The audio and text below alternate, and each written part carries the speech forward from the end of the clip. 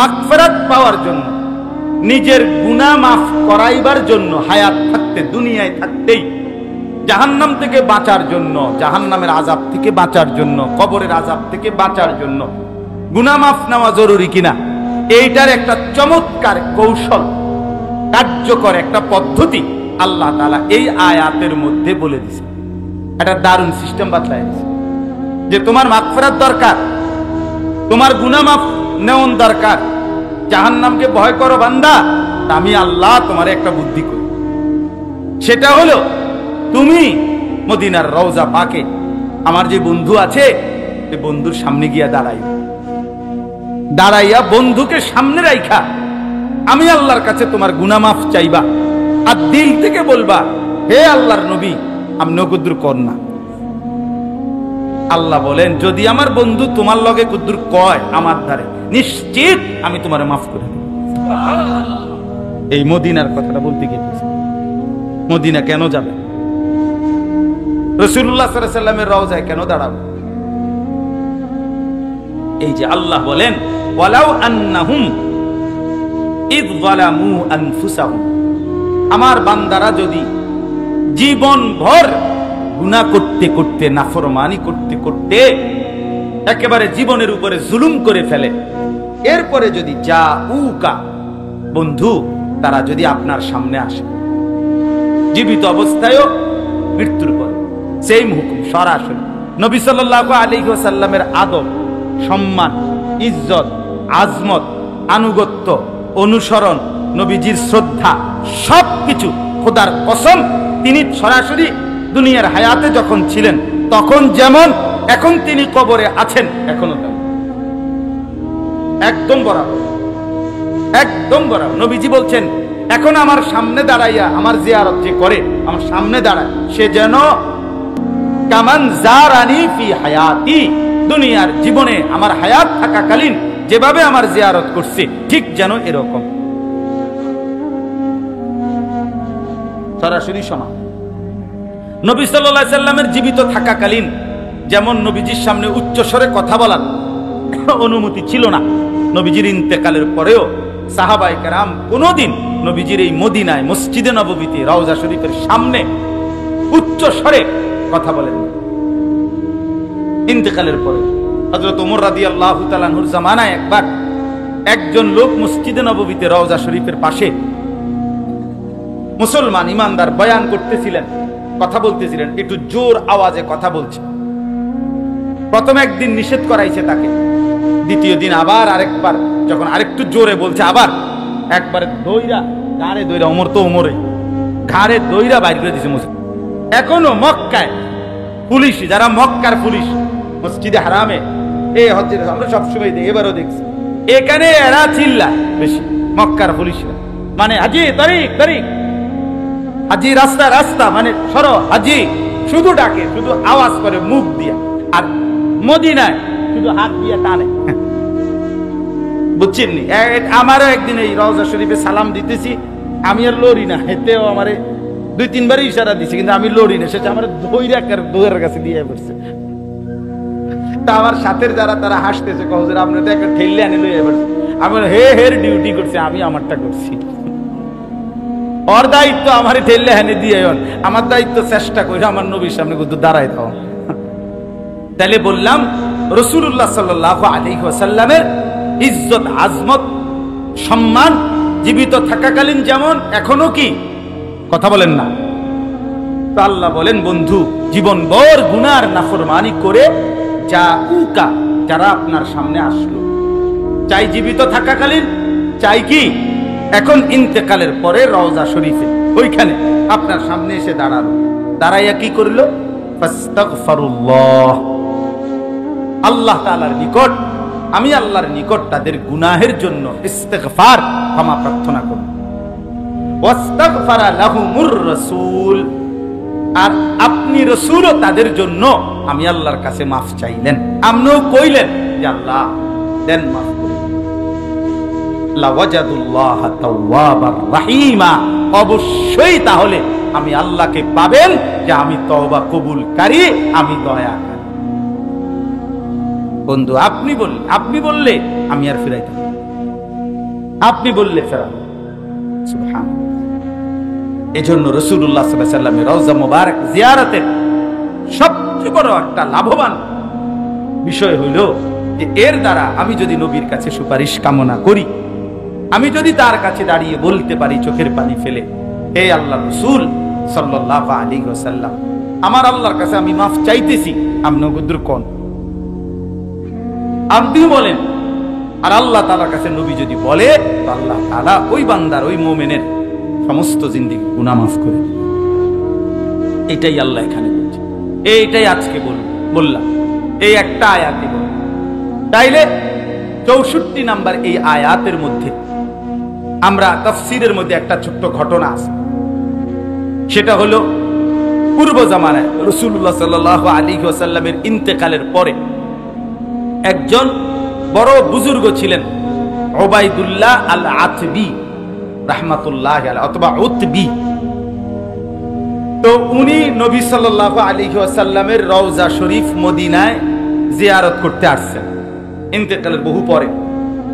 তো উনি যখন আসছেন, তখন উনি নবীজি সাল্লাল্লাহু আলাইহি ওয়াসাল্লামের রওজার সামনে দাঁড়িয়ে, ঠিক এই টাইমে আরেকজন মুসলমান, গ্রাম্য সাধারণ আরবি, একজন সহজ সরল মুসলমান আল্লাহর বান্দা, সেও আইসা দাঁড়াইছে।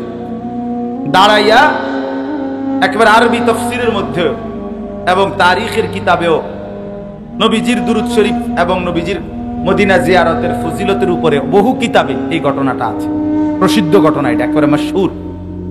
তো এই লোকটা আইসে, ওই যে সাথে যে লোকটা ওই বুজুর্গের পাশে আইসা দাঁড়াইছে, দাঁড়াইবার পরে এই লোকটা আইসাই প্রথম নবী সাল্লাল্লাহু আলাইহি ওয়াসাল্লামের রওজার সামনে দাঁড়িয়ে সালাম দিছে, আসসালামু আলাইকা আইয়ুহান নাবিয়্যু ওয়া রাহমাতুল্লাহি ওয়া বারাকাতুহু। নবীজির রওজা পাকের প্রথম সালামের সর্বোত্তম পদ্ধতি হলো ওই কোরআনে, আরে আল্লাহ তাআলা আত-তাহিয়াতুর মধ্যে যেটা শিখাইছে, এটা প্রথমে এটা বলা, আসসালামু আলাইকা আইয়ুহান নাবিয়্যু ওয়া রাহমাতুল্লাহি ওয়া বারাকাতুহু। এটা আপনারা জানেন না কোথায় আছে? কোথায়? তাশাহুদের মধ্যে আছে কিনা? এইটা প্রথম বলতে হয় দাঁড়িয়ে। এরপরে আসসালাতু ওয়াসসালামু আলাইকা ইয়া রাসূলুল্লাহ, এগুলা যতটি বলতে পারে, যে দূর সময় পায়, ইয়া হাবিবাল্লাহ, ইয়া শফিআল মুজনিবিন, ইয়া রাহমাতাল লিল আলামিন, ইয়া সাইয়্যিদাল মুরসালিন, আসসালাতু ওয়াসসালামু আলাইকা ইয়া ইমামাল মুত্তাকিন, যা কইতে পারে। এরপর তো লোকটা প্রথম কি দিলেন? সালাম দিলেন। সালাম দিয়ে বললেন, সামি'তুল্লাহ ইয়াকুলু, হে আল্লাহর রাসূল, আমি শুনছি, আমি পড়ছি কোরআনের এই আয়াত, এটা পড়ছি, ফালাউ আন্নাহুম ইয যালামু আনফুসাহুম জাউকা ফাস্তাগফিরুল্লাহ ওয়াস্তাগফারা লাহুমুর রাসূলু লাওয়াজাদুল্লাহা তাওয়াবার রাহিমা। এই সূরা নিসার এই 64 নম্বর আয়াত পড়ছিল। পড়ে বললেন, এখানে আল্লাহ বলছে, হে নবী, আপনাকে সামনে রাইখা গুনাহ মাফ চাইতে আর আপনার কাছে সুপারিশ চাইতে, আপনিও যেন কদ্দুর সুপারিশ করেন। তা আমি এই আয়াত পড়ে এই লোকটা বললেন যে, জিতুকা মুস্তাগফিরান লিযুনুবি, আমি আমার গুনাহ মাফ পাওয়ার জন্য আপনার সামনে আসছি, ওয়া মুস্তাশফিআন বিকা ইলা রাব্বি, আপনার মাধ্যমে আমার রবের কাছে, আপনার কাছ থেকে একটু সুপারিশ চাচ্ছি, আপনি কদ্দুর সুপারিশ করেন, আমিও মাফ চাইতেছি, ইয়া রাসূলুল্লাহ আপনি আমার লাগি কদ্দুর কইেন। এই কথা বলে লোকটা ইস্তিগফার করে নবীজির জন্য এবার চারটা শের, 4টা লাইন কবিতা নবীজির ভালোবাসায় পড়ছে। ইয়া খায়রা মান দুফিনাত বিল কা'i আ'যামুহু ফাতাবা মিন তিবিহিন্নাল কা'উ ওয়াল আকামু নাফসিল ফিদাউ লিকবরিন আনতা সাকিনুহু ফীহিল আফাফু ওয়া ফীহিল জুদু ওয়াল কারাম। এই শের, এটা নবীজির মহব্বতে, নবীজির ভালোবাসায় সে এই কবিতার 4টা লাইন পড়ছে, ওইরা দোয়া করে চলে গেছে। ওই কিছুক্ষণ পরে এই বুজুর্গ জিয়ারত শেষ করে উনি যখন একটা জায়গায় বসছে, ওনার তন্দ্রা চলে আসছে, চোখ বন্ধ হয়েছে। এই বুজুর্গ উতবী অথবা আতাবী, উবাইদুল্লাহ আল আতবী, ইনি চোখ বন্ধ করে ঘুম চলে আসছে ওনার। উনি স্বপ্নে সরাসরি রাসূলুল্লাহ সাল্লাল্লাহু আলাইহি সাল্লামকে দেখছেন। নবীজি ওনাকে বলছেন, আলহিক তুমি এখন গিয়া ওই লোকটার কাছে, যে যে একটু আগে আমারে কি করে গেল, সালাম দিয়ে গেল, এই বেদুইন, তার লগে দেখা করো, তারে সাক্ষাৎ করে বলো যে আমি আল্লাহর কাছে তার জন্য মাগফিরাতের সুপারিশ করেছি এবং আমার আল্লাহ তাকে পুরাপুরি মাফ করে দিয়েছে। তিনি শুনাইছেন এবং ওই লোকটাকে ওই সুসংবাদ দিয়েছেন। এবং সবচেয়ে মজার কথা হলো, আজকে শত শত বছর থেকে এই 4 লাইনের এই সাধারণ এই মুসলমান ভালোবাসার টানে যে শেরটা পড়ছে নবীর ভালোবাসায় কবিতাটা, ওই যে 4টা লাইন এখনো আজকেও, মানে আমরা আসতো, আমি দেখাইছি বারবারে আমার হাজী সাহেবদেরকে, এই নবীজি সাল্লাল্লাহু আলাইহি সাল্লামের রওজা মুবারক যেখানে দাঁড়াইয়া নবীজিকে সালাম দিতে হয়, মদিনা মসজিদে নববীতে যেখানে দাঁড়িয়ে সালাম দেয়, এখানে যে 2টা খুঁটি আছে, মাঝখানের যে 2 খুঁটিতে স্বর্ণের অক্ষরে স্বর্ণের প্রলেপ দিয়ে লেখা এই 4 লাইনের শের, এটা মাঝখান বরাবর এখনো আছে, আজও আছে। ওই ব্যাটারে ওই বেদুইন, এই সাধারণ ওই মুসলমান, কিন্তু মহব্বত ছিল কি অসাধারণ, এখনো আছে। এই মাঝখানে যে শেরটা লেখা, এটা এই বেটার শের। আল্লাহ ইয়া খায়রা মান দুফিনাত বিল কা'i আ'যামুহু ফাতাবা মিন তিবিহিন্নাল কা'u ওয়াল আকাম নাফসিল ফিদাউ লিকবরিন আনতা সাকিনুহু। যে কবরে আপনি শুয়ে আছেন বন্ধু, আমার পুরা জিন্দেগি আপনার জন্য উৎসর্গ করব। এই সে লিখে নিছেন। তো আমি আজকে এতটুকুই আপনাদেরকে বললাম, মেহেরবানি করে প্রত্যেকে একথা বুঝতে শিখেন। তাহলে 2টা কথা। 1 নাম্বার কথা হলো, রাসূলুল্লাহ সাল্লাল্লাহু আলাইহি সাল্লামের রওজা মুবারক মদিনার জিয়ারত আমাদের জন্য দরকার কিনা? কথা বলেন না কেন? আমার মাগফিরাত। কেমনে মাগফিরাত? মানে চাইবো আল্লাহর কাছে, কিন্তু নবীজির কাছে কি চাইবো? সুপারিশ। আপনি কতদূর আমরাও আগে ছাত্র জীবনে সব সময় দেখছি, মুহতামিম সাহেবের থেকে ছুটি আনতে হইলে জিম্মাদার উস্তাদ একজনের কি লাগে? কতদূর সুপারিশ লাগে। পড়ালে গেলে তো আবার মুহতামিম সাহেব কবুল। বুঝছেন? আমাদের শায়েখ আল্লামা মুফতি মুশতাকুন নবী কাসেমি, তিনি ওনার আব্বা যান, হুজুরের আব্বা আমার উস্তাদ, হুজুরের আব্বাও আমার উস্তাদ, হুজুর নিজেও আমার উস্তাদ। আমি দুজনের কাছে, বাপ দুজনের কাছেই পড়ছি। তো হুজুরের আব্বাও অনেক বড় আলেম ছিলেন, হযরত মাওলানা আব্দুল কুদ্দুস সাহেব রাহমাতুল্লাহি আলাইহি, লক্ষ্মীপুরে তুমচর মাদ্রাসার ভাইস প্রিন্সিপাল ছিলেন, লক্ষ্মীপুরের সবচেয়ে বড় মসজিদ চক মসজিদের খতিব ছিলেন, এখন শায়েখ যেটার খতিব। তো উনি সব সময় মদিনা জিয়ারত করে এরপরে মক্কায় যেতেন। তো উনি সব সময় বলতেন মক্কায় যাব, তবে মদিনার থেকে যাইতেন আর বলতেন অ্যাডভোকেট ধইরা আগে, এরপরে বিচারকের কাছে যাইতেছি। বুঝেন নাই কথা? আগে কি ধরছি? অ্যাডভোকেটরে ধরে লইছি, অ্যাডভোকেট উকিল ধইরা এরপরে কই যাইতেছি। মানে নবী সাল্লাল্লাহু আলাইহি সাল্লামের কাছে বলে গেছে আকুতি মিনতি যে আপনি কতদূর কইয়েন যাইতেছি, মালিকের ঘরে যাইতেছি, আপনি কতদূর বললেন। আলহামদুলিল্লাহ, শায়েখ দামাত বারাকাতুহুম হযরতও এখন প্রত্যেক রমজানের আগে 4-5 দিন আগে সব সময় উমরায় যায়, প্রতি বছরই যায়। আমরাও 2-1 বার হুজুরের সাথে যাওয়ার সুযোগ হয়েছে, এইবারও গেছিলাম রমজানে। তে হুজুরও এই তরতিব যে আগে মদিনা হইয়া এরপরে মক্কায় ঢুকি, আগে অ্যাডভোকেটরে ধইরা উকিল ধইরা এরপরে কই যায় বিচারক। বিচারক কে? এই জন্য আপনাদের কাছে 2টা কথা বললাম। একটা হলো রাসূলুল্লাহ সাল্লাল্লাহু আলাইহি সাল্লামের ভালোবাসা অনুসরণের মাধ্যমে। কিসের মাধ্যমে? নবীকে আল্লাহ পাঠিয়েছেন শুধুই কেবল তার কি করার জন্য? আনুগত্য করা। আর 2 নাম্বার হলো মদিনার জিয়ারত। মানে মক্কা বাদ দিয়ে তার মদিনার জিয়ারত হবে না। হবে কি? হবে না। অর্থাৎ হজ্জের সফর অথবা উমরার সফর, হজ এবং উমরা এর মাধ্যমেই আপনি কি যাবেন? মক্কা মদিনার সফর করবেন।